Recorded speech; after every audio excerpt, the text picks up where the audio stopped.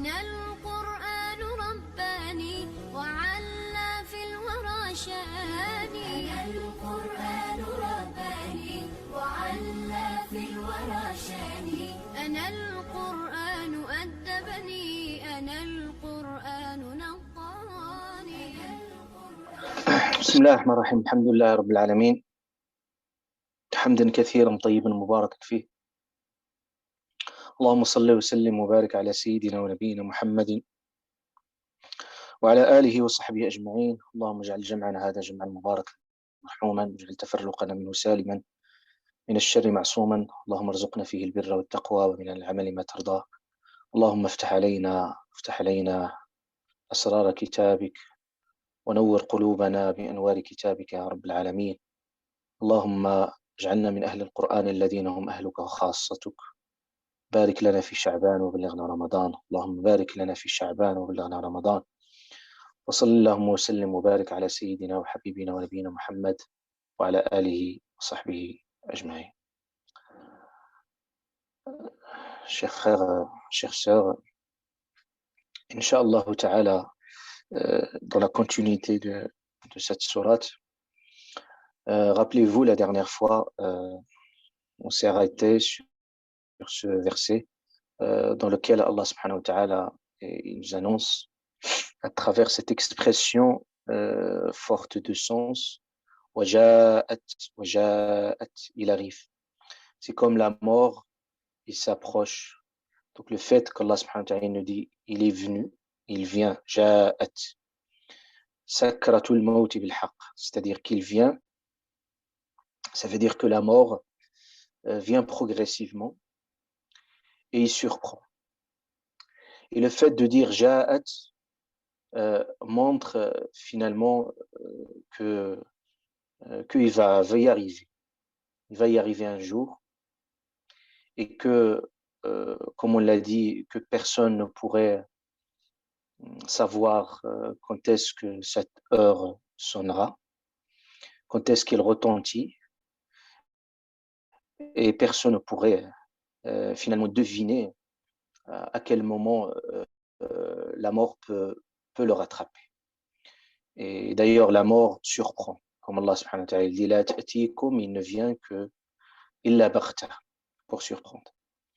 Exception faite pour les prophètes, il faut savoir que les prophètes, alayhimus salam, c'est que l'ange de la mort ne lui est pas permis de retirer l'âme des prophètes jusqu'au demander son autorisation. Et ça, c'est Allah subhanahu wa ta'ala a honoré les prophètes et les messagers de Dieu.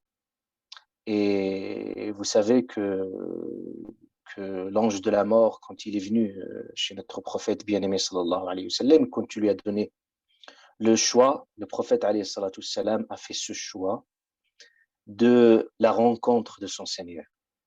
Et même déjà au moment de l'agonie, que Aïcha radiallahu anha qui a assisté à cette scène, et c'est cette scène auquel fait référence le Coran al-Karim, c'est la fin de vie.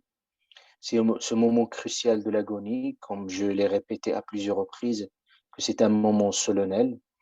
Et c'est un moment, comme il nous a dit le prophète alayhi salatu salam, quand les anges descendent, et les anges descendent pour retirer cette âme, pour pouvoir, Inch'Allah ta'ala, la faire monter au ciel. Donc il y a une âme qui va escalader le plus haut rang du paradis jusqu'à arriver à Allah subhanahu wa ta'ala, Allah azza wa jal, qui va témoigner de son agrément, de sa satisfaction envers cette âme. Et puis cette âme, bien entendu, va se retourner va connaître, bien entendu, revenir à ce transit auquel je vais faire référence pour qu'on puisse comprendre ce qu'on appelle al-barzakh. C'est une autre vie, bien entendu, une vie transitoire qui serait la vie de la tombe. Et dans cette tombe-là, comme il y a des délices de la tombe, qu'il y a aussi des supplices, aussi il y a des souffrances, comme il y a aussi de jouissance et du bonheur. Tout dépendra, bien entendu, de la destinée de cette âme. Le prophète, alayhi salatu wassalam, comme on rapporte Et on a Aïcha radiallahu anha qui racontait ces moments, ces derniers moments de sa vie. Et puis c'était un peu avec souffrance, parce que toujours ce moment-là, c'est un moment de... Ce n'est pas souffrance au sens négatif du terme, mais c'est un moment où l'âme quitte le corps. Donc c'est un départ de l'âme vers une autre destinée. Donc ça se fait d'une façon plus solennelle et aussi plus importante. C'est pour ça le prophète alayhi salatu wassalam, il disait, Inna lil mawti la sakarat. Il disait que la mort, et là, c'est sakarat, et c'est ce que fait référence le Coran. Il a parlé de le maut, mais il a dit, il est venu, ça n'a pas été traduit comme il se doit, mais Allah Ta'ala a parlé de sakratul maut. As-sakra, il a parlé de ce qualificatif de le maut, de la mort, comme as-sakra. Sakra, c'est quoi? Sakra, ça vient du dérivé du mot sakara, sakran. Sakran, on fait référence à, c'est quelqu'un qui est en état d'ivresse, d'ébriété. Dans l'état d'ivresse, ça veut dire qu'il y a une perte de conscience. Donc, d'où le mot sakran, c'est-à-dire quelqu'un qui a tellement bu, qui n'est plus conscient, qui n'est plus conscient du monde qui l'entoure. Donc, il y a cette perte de conscience auquel fait référence le Coran al-Karim, surtout dans ce moment-là. C'est-à-dire qu'on est dans un moment de transition, c'est-à-dire d'un départ de ce monde et en même temps une découverte auquel le Coran al-Karim va l'expliciter, une découverte d'un autre monde. Donc, vous imaginez cette rupture, c'est une rupture complètement impressionnante. Donc, il suffit de dire que c'est comme vous allez basculer soudainement dans un autre monde qui est complètement différent. C'est comme vous allez voir d'autres. C'est comme vous allez complètement changer de monde. Changer de monde. C'est plus le monde matériel. Et là, on va quitter. Il va d'un coup découvrir, ouvrir les yeux sur un autre monde très impressionnant. Imaginez, vous, l'âme, à ce moment-là, le défunt, quand il regarde cela avec tous ces anges qui sont autour et puis le moment le plus impressionnant, donc cela, c'est pas un moment à prendre à la légère. C'est pour ça, toujours le prophète alayhi salatu salam nous a enseigné et que toujours les pieux, ce qu'ils souhaitaient toujours dans leur vie, ils disaient en fait, toujours ils souhaitaient la bonne fin, husn al-khatima, toujours on souhaite la bonne fin. Parce que on disait la finalité, c'est finalement comment Allah Ta'ala va clôturer la vie de certains. Et Allah subhanahu wa ta'ala, il est le juste, subhanahu wa ta'ala, le clément par ses serviteurs, c'est que cette fin serait belle et heureuse pour, Inch'Allah Azzawajal, pour toutes les personnes qui se sont préparées pour ce moment. Parce que tout ce qu'on fait, tous nos agissements, tout notre travail, tout ce qu'on fait, toutes nos œuvres pendant cette vie-là, c'est justement pour arriver au bout de la destination. Quand vous arrivez à ce terminus et ce départ vers ce autre monde, comment il va se dérouler, de quelle manière et de quelle façon. Donc, c'est ça auquel beaucoup de gens pensent, beaucoup de gens réfléchissent, c'est ça ce qui anime le croyant dans sa quête spirituelle. Quand il pense à ce moment-là, c'est un moment qui est très, très, très important auquel il faut s'y préparer. C'est pour ça Allah subhanahu wa ta'ala, il va soutenir, il va donner du soutien, du souffle, et il va, bien entendu, mettre en sécurité, en assurance ses serviteurs. C'est pour ça Allah Ta'ala, il dit, Inna alladhina qalu rabbuna Allahu thumma istaqamu. Ceux qui disent notre Seigneur est Allah, istaqamu, ils se sont mis droit. تتنزل عليهم الملائكة. Les anges, regardez ces anges qui nous ont accompagnés tout au long de notre vie. Et cette créature toujours été au service de l'humain, même qui invoque Dieu pour l'humain et toujours il se soucie de l'humain, il veut du bien pour l'humain. Allah subhanahu wa ta'ala les envoie surtout dans ce moment-là. C'est un moment de peur, quelle que soit l'action que vous faites, mais quand vous arrivez à ce stade-là, à ce moment-là, veut mesurer que vous êtes au-delà de ce qu'Allah subhanahu wa ta'ala attend de vous. Donc c'est pour ça, le prophète alayhi salatu wassalam, il a dit parmi les signes de la fin, ça va être une belle fin, c'est que sur le front du croyant. Donc ça, ce n'est pas des signes qu'il faut toujours les repérer, les identifier, mais ils peuvent se présenter, parfois ils peuvent ne pas se présenter, mais il ne faut pas regarder ces critères, bien entendu. Donc il faut juste, au titre d'information, le professeur il a parlé de jabin al-araq, c'est-à-dire que qu'en fait qu'il y a de la sueur quand quelqu'un quitte ce monde-là, il y a cette sueur. Pourquoi? Parce que la personne voit ce qu'Allah subhanahu wa ta'ala lui annonce, cette bonne nouvelle. Il regarde ses manquements vis-à-vis d'Allah Azza wa Jalla. Il est pudique, donc c'est comme il a honte de soi-même et qu'il se considère voilà, qui n'était pas à la hauteur de ce qu'Allah subhanahu wa ta'ala, à la hauteur de ses engagements vis-à-vis d'Allah Azza wa Jal. Et puis, il y a cette sueur que le prophète a décrit, a donné ce sens, dans ce sens-là. Donc, juste pour dire que le prophète alayhi salatu salam, quand il voulait quitter ce monde-là, il disait Balir Rafiq al-A'la, Balir Rafiq al-A'la. Il dit la bonne compagnie, la compagnie qui va être la compagnie et la rencontre d'Allah subhanahu wa ta'ala, qui avait toujours cette nostalgie de rencontrer Allah subhanahu wa ta'ala. Il avait même la nostalgie de ta rencontre. C'est-à-dire toujours il souhaitait ce moment-là. C'est pour ça que le prophète n'a pas voulu rester dans l'éternité, éternellement, vivre plus longtemps. Et c'est lui-même qui nous dit l'âge de ma communauté en moyen entre les soixantaines et les 70.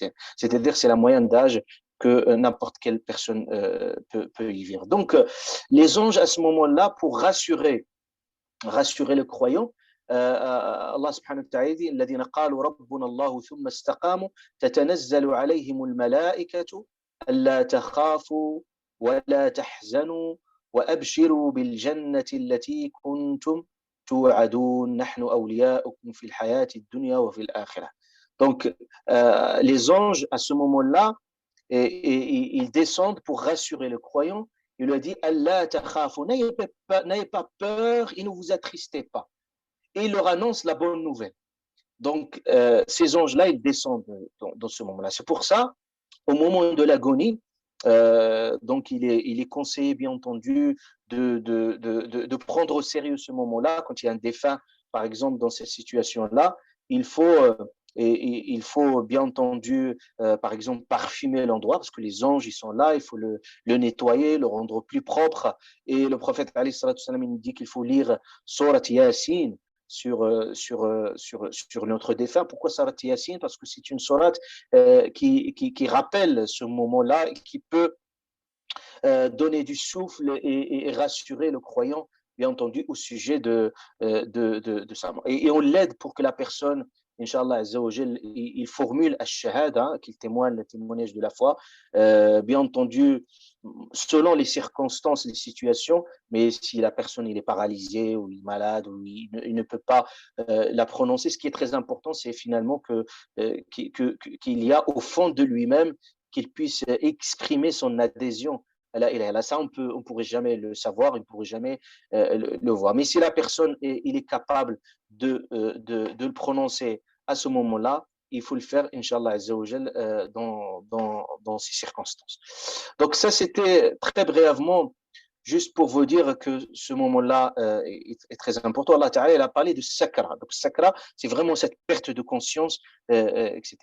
جاءت سكرة الموت بالحق ذلك ما كنت منه تحيد. Ça veut dire que tout être humain, bien entendu, veut éviter.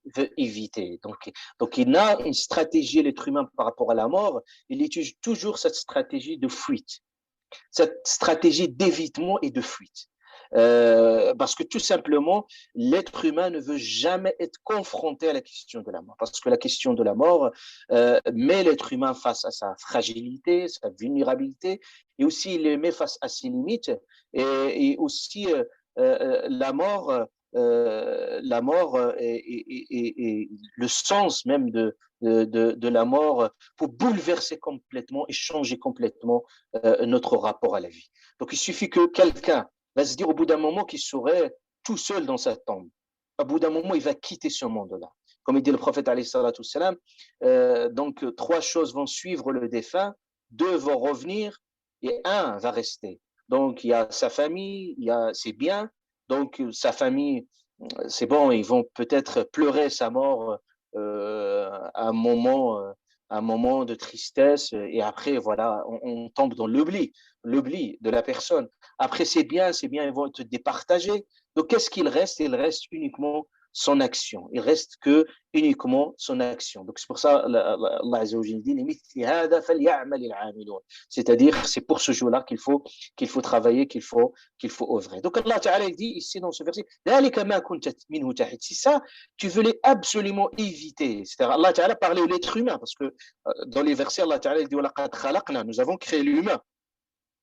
Donc, l'humain a toujours voulu éviter cet instant-là, mais c'est un instant de vérité. Vous voyez, quand vous êtes, parce qu'il y a des gens parfois qui veulent vivre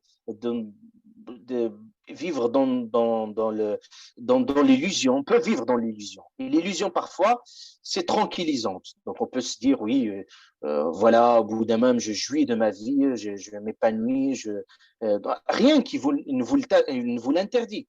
Mais finalement, ne pas prendre en considération la question de la mort, c'est finalement, vous perdez complètement votre équilibre spirituel. Donc, c'est pour ça, la mort a été toujours au cœur de l'équilibre spirituel, parce que ça nous permet toujours rééquilibrer, donner du sens, toujours relativiser ce qui se passe. Et puis, si vraiment tout le monde il était conscient, il a la conscience de la mort, vous voyez qu'il y a beaucoup de choses qui vont changer. Il y a plus, les gens ne vont plus être dans la compétition effrénée, les gens ne vont plus se convoitiser, les gens ne vont plus faire du mal aux autres, parce que la question de la mort, quand il structure notre vie, il donne du sens à tout. Et les gens vraiment, ils vont être dans une autre perspective par rapport à ce projet qui est un autre projet de l'au-delà, au-delà de ce qu'ils peuvent investir dans cette vie d'ici-bas.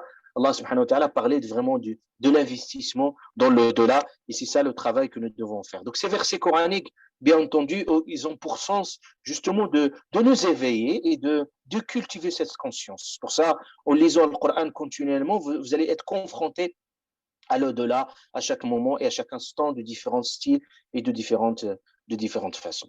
Donc, Allah subhanahu wa ta'ala dit, après il dit, il va parler de quand on souffle dans la trempe, Allah subhanahu wa ta'ala parlait de ce jour-là, c'est un jour exceptionnel, où Allah subhanahu wa ta'ala il y a pratiquement dans le Coran al-Karim multiples noms de l'au-delà. L'au-delà, vous avez Al-Qiyamah, les jours où les gens vont se lever vers Allah subhanahu wa ta'ala. On a dit Al-Qiyamah parce qu'ils vont se lever ce jour-là. Al-Qari'ah, c'est quelque chose qui frappe les consciences. Al-Qiyamah, Al-Jathiyah, Al-Taghabun. Peut-être on aura un jour juste rien que reprendre les terminologies qu'on a, comme Allah Ta'ala qualifie l'au-delà, et vous imaginez l'importance de ce jour-là. C'est la vérité absolue, la vérité numéro 1 auquel sont venus les prophètes appeler, les prophètes en général appeler leur peuple, c'est la vérité de l'au-delà, bien entendu. Et si on n'avait pas vraiment une information au sujet de l'au-delà à travers la voie de la révélation, on pourrait bien entendu, on pourrait pas bien entendu comprendre, on ne pourrait pas imaginer qu'il y a un jour où les êtres seront ressuscités devant Allah subhanahu wa ta'ala. Donc juste, je situe parce que le Coran fait une transition, mais bien entendu, il faut une explication pour pouvoir comprendre les différents stades auxquels passe l'être humain. Donc je vous ai dit, parler déjà qu'il y a Allah subhanahu wa ta'ala nous a parlé déjà qu'il y a l'existence de l'être humain, je veux dire, avant qu'il existe physiquement, donc il y avait une existence de l'âme. Donc ça, je vous ai dit à propos de Adam alayhi salam, et c'était sur son dos où Allah subhanahu wa ta'ala, il y avait ce forme, les âmes se forment c'est comme forme d'atomes, de graines de l'âme qui étaient sur le dos de Sayyidina Adam, et puis c'est ça le sens auquel le prophète il dit il parlait des âmes comme une armée invisible.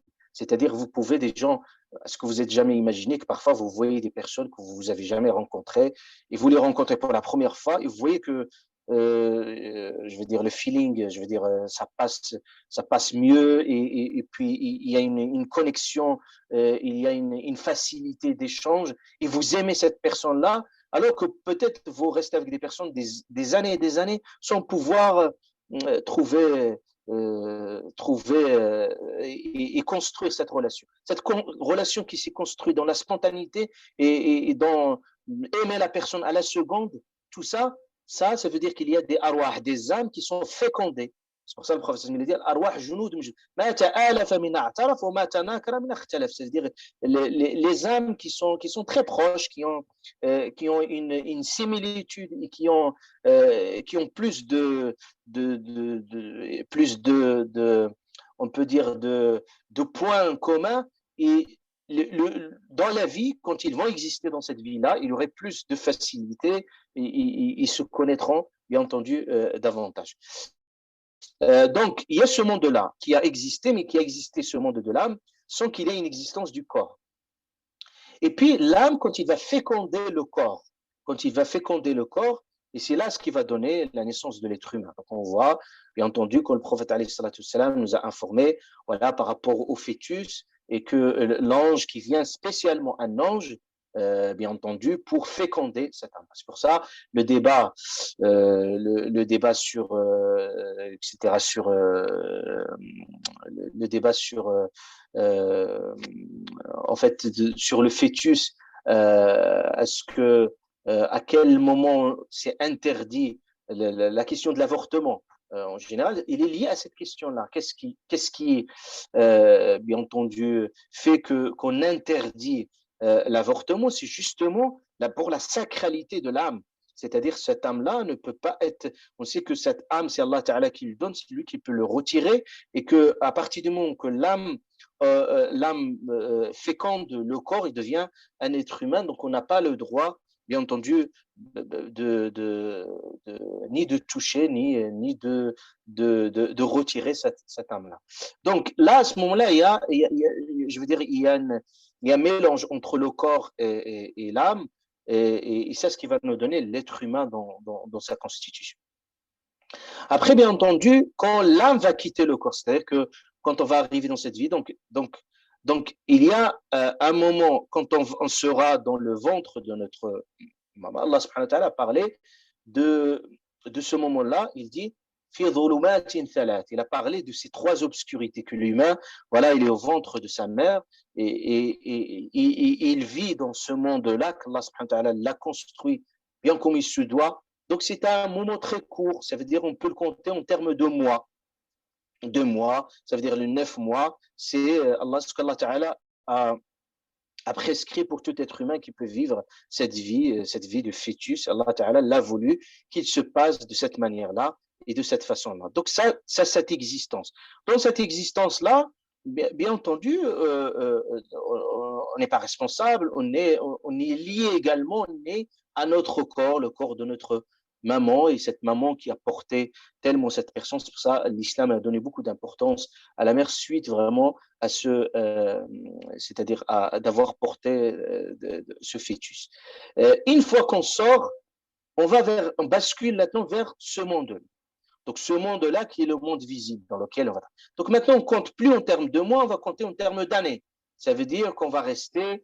Allah subhanahu wa ta'ala il nous dit il parle de la question de la mort, il dit il y a des gens qui meurent très, très jeunes, il y a des gens qui meurent très âgés, il y a des gens qui vont des gens qui vont atteindre vraiment un âge très, très, très tardif, d'autres qui vont mourir bien avant. Donc voilà, on a toutes les. Donc la mort n'obéit à aucune règle. Donc la personne peut mourir déjà en tant que fœtus, il peut mourir d'ici 2 ans, 3 ans, 5 ans, 40 ans, 35 ans. Pour quelle raison Allah subhanahu wa ta'ala seul sait subhanahu wa ta'ala à quel moment il retire cette âme-là et à quel moment. Donc ça, c'est quelque chose, dès qu'on entre de ce monde-là, ça veut dire qu'il y a une autre volonté qui a voulu que nous soyons dans ce monde-là, et cette volonté qui a déterminé et qui nous a donné le libre arbitre pour qu'on nous puissions agir dans ce monde-là. Donc, une fois que la mort vient, donc on retire cette âme-là. Quand l'âme, il retire, donc il va aller dans un autre monde, ce monde, ce qu'on appelle al-barzakh, le transit. Donc dans ce transit-là, bien entendu, c'est ce qu'on appelle le monde de l'barzakh. Maintenant, on ne compte plus en termes d'années, comme la vie d'ici-bas, on va compter en termes des siècles. Ça veut dire que les gens qui sont morts depuis des siècles et des siècles, ils sont encore aujourd'hui dans ce monde de transition. Quand je vous dis, c'est quand vous êtes dans un aéroport, vous êtes dans une salle d'attente. C'est une salle d'attente. C'est-à-dire, on attend. Les gens attendent. Après, vous allez me dire, c'est quoi la notion du temps n'est plus la même, parce qu'on a complètement changé de monde.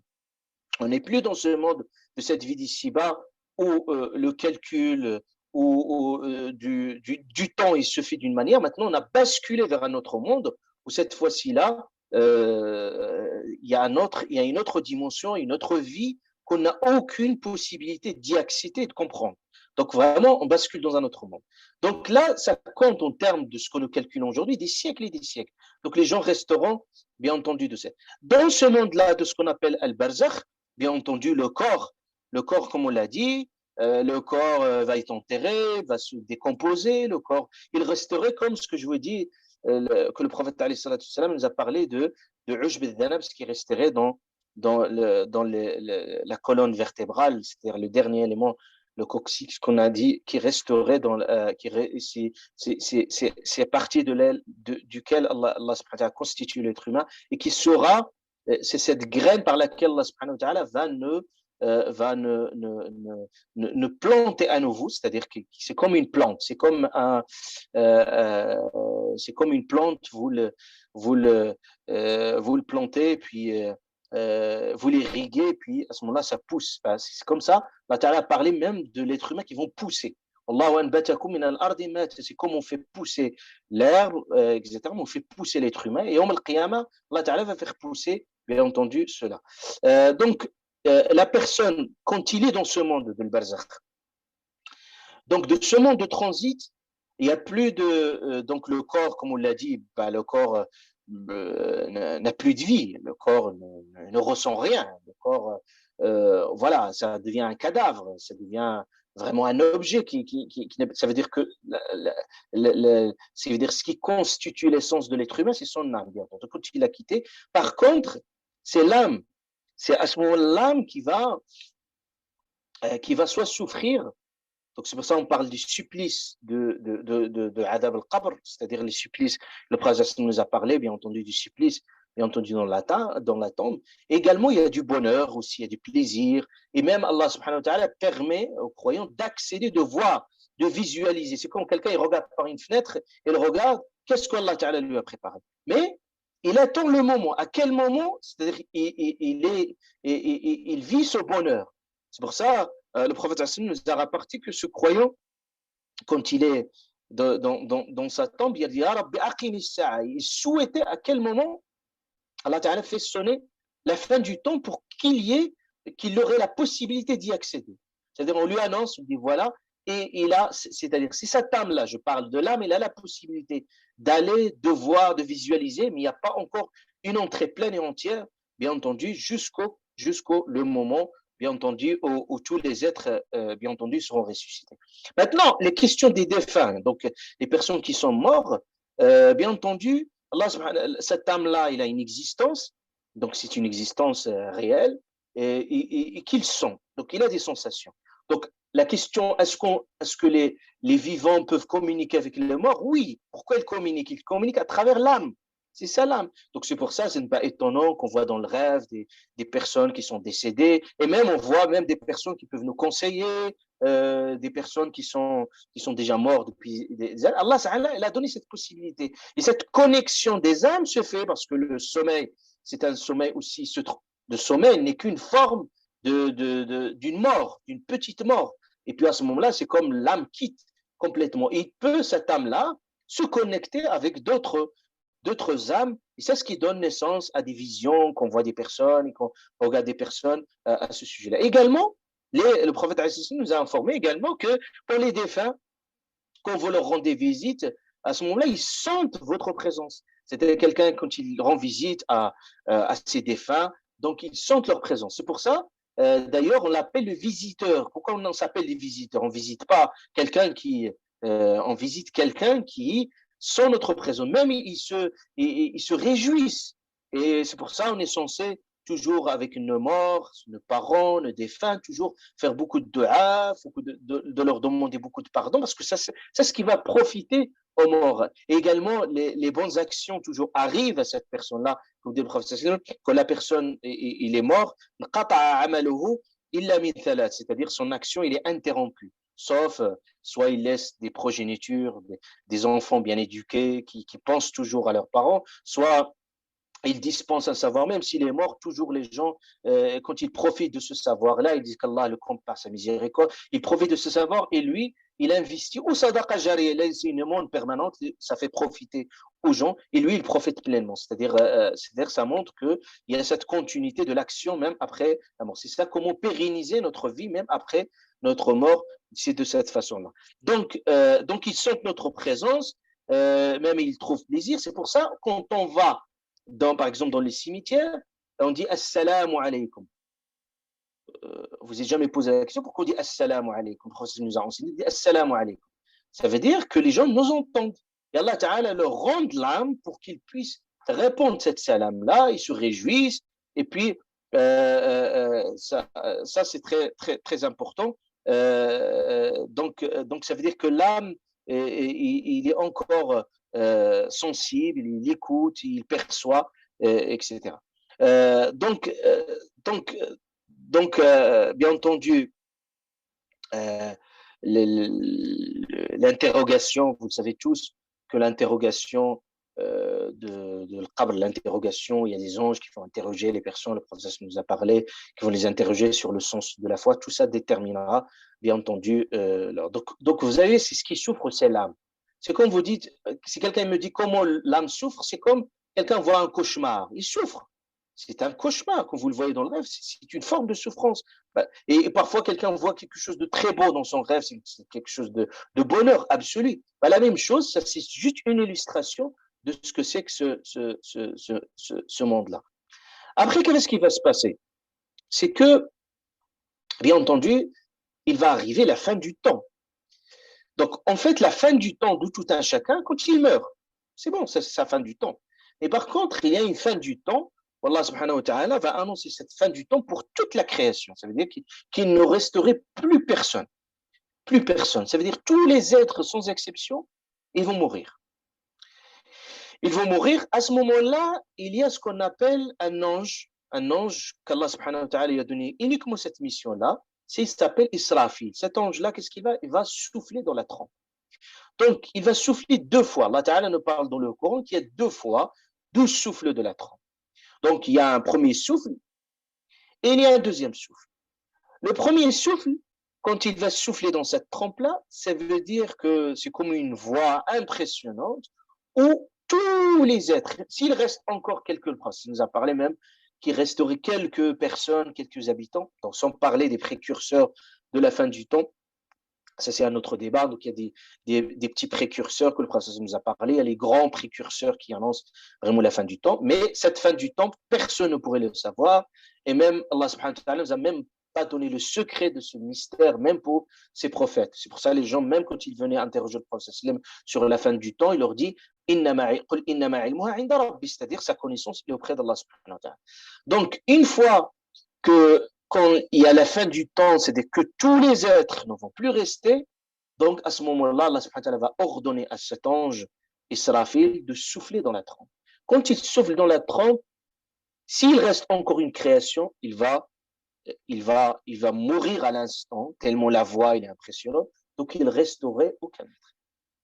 Il resterait, bien entendu, quand on finit avec toute la création, il reste les grands anges, c'est-à-dire Jibril, l'ange Gabriel, donc même ceux-là, l'ange de la mort va ôter leurs âmes, il reste que l'ange de la mort, et Allah Ta'ala ordonne à l'ange de la mort lui-même de ôter son propre âme. Et puis à ce moment-là, il ne resterait plus rien, vous imaginez, plus rien aucun être. C'est ça le sens où Allah subhanahu wa ta'ala dit kullu shay'in halik, tout objet halik qui va périr. Kullu shay'in halikun illa wajhah, sauf le visage d'Allah subhanahu wa ta'ala. Kullu man 'alayha fan, c'est-à-dire tout être humain et toute la création, ils vont mourir. Wa yabqa wajhu rabbik. Allah ta'ala, il va interpeller. Limanil mulkul yawm, à qui appartient la royauté aujourd'hui? Personne ne répond. Parce que tout le monde, en plein mort, personne ne pourrait répondre. Incapable. Limanil mulkul yawm, Allah Ta'ala répète, Limanil mulkul yawm, à qui appartient la royauté? Où ils sont les rois? Où ils sont? C'est-à-dire, tous les gens là, c'est un moment très impressionnant. Et Allah subhanahu wa ta'ala, puisque personne ne pourrait répondre, il répond à soi-même. Il dit, Lillahi al-wahid al-qahhar. Ça appartient à l'unique, subhanahu wa ta'ala, le très puissant, subhanahu wa ta'ala. Donc, à cet instant-là, il y a bien entendu un bouleversement. Allah ta'ala nous a parlé de ce descriptif de la fin du temps. C'est un bouleversement de l'univers. Donc, Allah Ta'ala, il nous dit même que c'est-à-dire le ciel, la terre, ils vont être pliés comme on plie une montagne. Et puis tout l'univers va être détruit. Ça, Allah Ta'ala, on parlait du il parle du soleil quand il va se fondre, il parle des étoiles. Il y a vraiment une destruction complète de l'univers. C'est très impressionnant. El Jibal, c'est-à-dire les montagnes qui maintenaient la puissance là, ils vont être pulvérisés. C'est un moment très, très, très impressionnant. Tout cela pour préparer, bien entendu, le jour J, le jour du jugement, dans lequel toute la création va être jugée dans cette terre qu'Allah subhanahu wa ta'ala, il dit Allah azza wa jal, wa tara al-arda barizatan. Ça veut dire la terre, vous le voyez, yawma tubaddalu al-ardu ghayra al-ardi was-sama. Déjà, Allah ta'ala, il va changer la terre, ce n'est plus cette terre que nous connaissons. Ce n'est plus le soleil, ce n'est pas plus le ciel que nous connaissons, c'est un autre monde avec d'autres normes et d'autres constructions. C'est tout va être bouleversé. Et à ce moment-là, bien entendu, après la destruction de cet univers, c'est comme Allah Ta'ala nous dit, voilà, votre mission sur Terre, c'est fini, l'univers va être plié.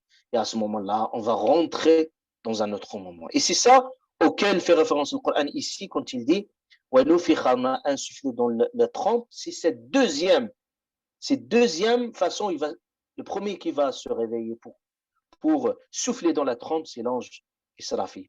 Et cet ange Israfil, quand il va souffler dans la trompe, il dit Allah Azza wa Jal,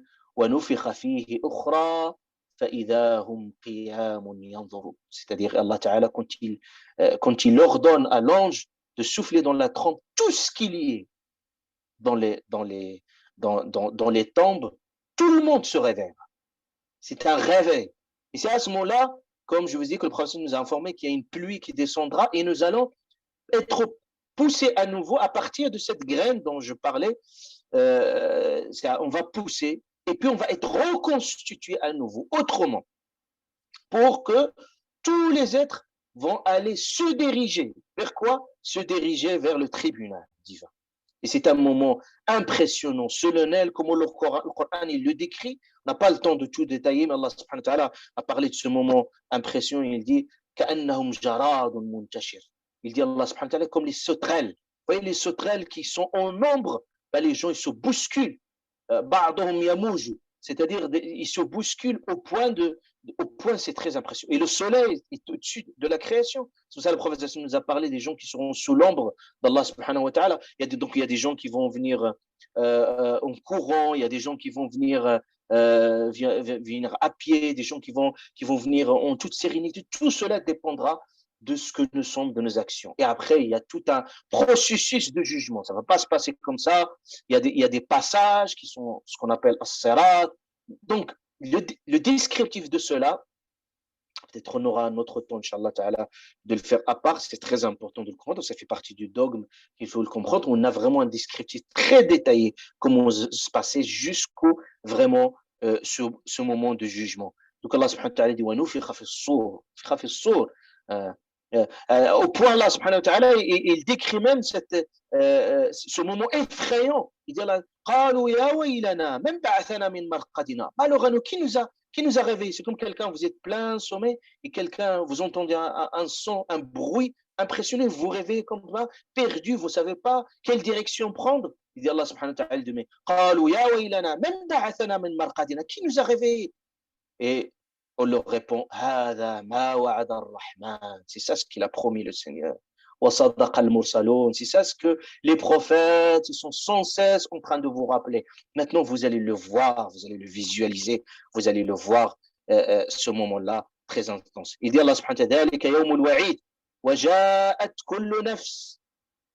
chaque âme, il y a deux accompagnateurs qui vont vous accompagner, vont vous diriger. C'est comme vous êtes perdu, vous ne savez pas où aller, mais il y a deux déjà qui vont vous accompagner. Sa'iq wa shahid. Un qui va vous accompagner, vous montrer le chemin. Et l'autre, shahid, l'autre qui a tous vos registres d'action. Il est là pour donner le compte rendu. Allah subhanahu wa ta'ala. Tout ce compte rendu qu'il est en train d'écrire. Allah ta'ala a déjà précédé ça par cette écriture. Tout ça, ce qui a été écrit, tout ce qui est votre dossier final, il est là. Quel moment de découverte, parce qu'on ne pourra rien savoir. Et puis jusqu'au que cet ouvrage, il va être ouvert. Allah subhanahu wa ta'ala, il dit, Iqra kitabak, lis ton livre. Kafa bi nafsika al-yawma alayka hasiba. Tu juges toi-même. Regarde, lis. Est-ce que mes anges, ils ont rajouté des choses, ils ont enlevé des choses, ils ont supprimé des choses? Tu témoignes. Et Allah subhanahu wa ta'ala parlait de l'attitude du croyant, l'attitude, etc. Il parle de différentes attitudes, je ne vais pas rentrer dans ça. Il dit sa'iqun wa shahid. Et puis, Allah subhanahu wa ta'ala il dit laqad kunta fi ghaflatin min hada. C'est-à-dire que tu étais complètement fi ghafla. Le ghafla, c'est le sens c'est le contre dhikr, c'est-à-dire l'oubli, l'insouciance. Fi ghaflatin min hada. C'est-à-dire que tu étais complètement déconnecté, tu étais décalé, déphasé par rapport à cette réalité. Ghaflatin min hada. C'est-à-dire que c'est pour ça il faut cultiver cette conscience. Je suis conscient de ce moment-là, je le vis. Je le vis, même si je ne l'ai pas encore vu par mes propres yeux, mais je le vis comme une réalité réelle. C'est-à-dire cet instant-là, je dois m'y préparer, je dois me projeter. Comment je peux être, comment je vais me situer ce jour-là. Il dit Allah subhanahu wa ta'ala, qad kunta fi ghaflatin. Oh, l'être humain, tu étais complètement déphasage par rapport à cette réalité. فَكَشَفْنَا عَنْكَ غِطَاءَكَ. Et nous avons levé le voile. Et c'est ça le voile. Quel voile? C'est le voile de cette vie d'ici-bas, qu'il ne voile pour regarder ce monde-là. Parce que ce monde-là, le voile de la vie, mais une fois que ce voile-là, ce rideau, Allah Ta'ala l'a ouvert, donc tu verras autre chose. Tu te dis, qu'est-ce qui se passait, qu'est-ce qui pourrait exister à travers ce monde-là? Et dit Allah Ta'ala, فَبَصَرُكَ الْيَوْمَ. Ton regard maintenant, ton regard, ta vue, الْيَوْمَ حَدِيد. Hadid, c'est-à-dire plus précis, plus minutieux, il regarde tout en détail. C'est comme quelqu'un, il est en train de regarder un autre monde, mais toujours impressionnant, toujours un peu obnubilé, toujours un petit peu perdu. C'est comme quelqu'un perdu. Donc il voit une réalité perdue, c'est pas ce qui se passe dans ce monde-là. C'est ça, bien entendu, auquel fait référence Al-Qur'an. Maintenant, Allah subhanahu wa ta'ala on va le laisser, Inch'Allah, pour la prochaine fois, il va parler de l'Qarin, et qu'est-ce qui va se passer? Il y aurait une petite dispute entre la personne et son compagnon. Quel est son compagnon, bien entendu? Donc, Inch'Allah, pour l'exercice, la prochaine fois, je vous demande, Inch'Allah ta'ala, de me dire c'est quoi le qarin auquel fait référence le Coran ici. Il a dit un compagnon ou un accompagnateur. Et quels sont le sa'iq, un accompagnateur et un témoin? C'est quoi c'est témoin auquel fait référence le Coran al-Karim. Et puis, Inch'Allah, on discutera ça en détail, Inch'Allah ta'ala, pour la prochaine fois, pour mieux, voilà. Après, s'il y a des questions qui sont en lien avec, voilà, avec ce descriptif de l'au-delà, des phases, des choses qui sont incompréhensibles, vous pouvez toujours poser vos questions, Inch'Allah Azzawajal, pour pouvoir y répondre, Inch'Allah Ta'ala. Donc, je vous laisse ici, Inch'Allah, et je vous souhaite un très bon Ramadan, Inch'Allah Ta'ala. Et n'oubliez pas, durant ce mois de Ramadan, Inch'Allah, c'est le mois du Coran.